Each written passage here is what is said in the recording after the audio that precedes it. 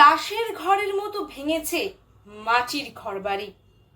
অল্পের জন্য প্রাণে বাঁচলেন পরিবারের সদস্যরা, তবে রক্ষা পেল না গবাদি পশু। ভাঙা ঘরের সামনে সার দিয়ে রাখা গবাদি পশুর দেহ।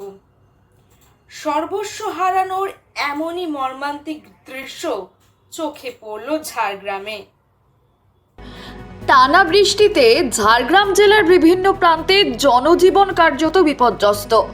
এরই মাঝে ঝাড়গ্রাম জেলার গোপীবল্লভপুর 2 নম্বর ব্লকের কুলিয়ানা পঞ্চায়েতের পাটাজানিয়া গ্রামে মর্মান্তিক দৃশ্য।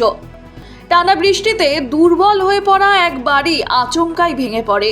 অল্পের জন্য প্রাণে বেঁচে যান পরিবারের সদস্যরা, তবে বাড়ির দেয়ালের নিচে চাপা পড়ে মৃত্যু হয় একটি গরু, 3টি শূকর ও একাধিক হাঁস মুরগির।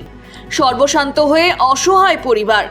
গবাদি পশুর মৃত্যুর ফলে তাদের জীবিকা বন্ধ। কি করবেন ভেবে উঠতে পারছেন না।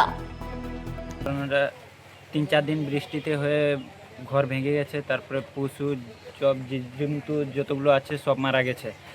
গরু, তারপরে শূকর, হাঁস, মুরগি, তারপরে বৃষ্টিতে ঘরও ভেঙে গেছে। তারপরে আবাস যোজনা পাইনি।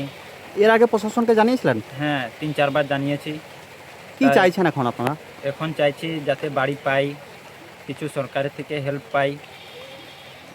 এখন তো থাকার মতন ছাইও নেই। না, এখন এই এলাকায় কতগুলো বাড়ি ভেঙেছে? সেটা তো বলতে পারছি না। আপনাদের কি কি ক্ষতি হয়েছে? আমার বাড়ি ভেঙে গেছে, তারপরে গরু ছাগল সব নষ্ট হয়ে গেছে। খবর পেয়ে দ্রুত ঘটনাস্থলে পৌঁছন নয়াগ্রাম বিজেপি নেতা তাপস সুই। ক্ষতিগ্রস্ত পরিবারের সদস্যদের সঙ্গে কথা বলে খোঁজ খবর নেন, পাশাপাশি সব রকম সহযোগিতার আশ্বাস দেন।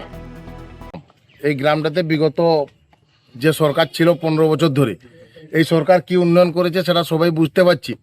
সাথে একটাও মাটির বাড়ি, আবাস যোজনা বাড়ি পায়নি। সব জায়গাতে এইভাবে ভুরি ভুরি দুর্নীতি ওরা করে গেছে। বর্ষা এলেই আতঙ্কে বুক কাঁপে গ্রামের মানুষের। দুর্বল কাঁচা বাড়িতে বসবাসকারী বহু পরিবার নিরাপত্তাহীনতার মধ্যে দিন কাটান। কবে মাথার উপর কংক্রিটের ছাদ হবে সেই আশাতেই দিন গুনছেন ঝাড়গ্রামের গোপীবল্লভপুর 2 নম্বর ব্লকের কুলিয়ানা গ্রামের মানুষ। Bureau report, Hindustan news point.